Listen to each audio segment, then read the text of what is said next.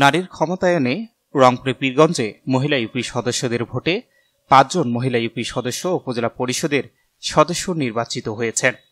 মঙ্গলবার দুপুরে নির্বাহী কর্মকর্তার সভাকক্ষে ওই নির্বাচন অনুষ্ঠিত হয়।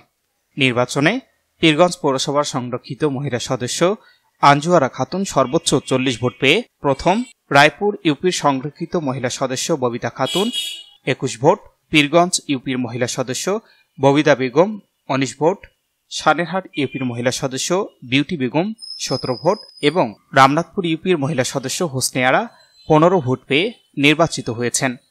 নির্বাচনে ৪৮ ভোটারের মধ্যে ৪৬ জন মহিলা সদস্য তাদের ভোটাধিকার প্রয়োগ করেন।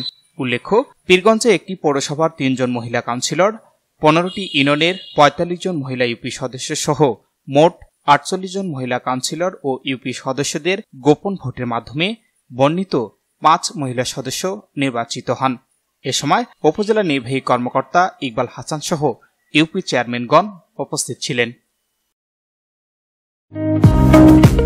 আলম সার প্যালেস, এখানে TV, fridge, rod, cement, shallow machine ও পাওয়ার টিলার সহজ কিস্তিতে বিক্রি করা হয়। প্রোপাইটার মোহাম্মদ মিস্টার আলম, স্থান খালাসপীর, পীরগঞ্জ, রংপুর।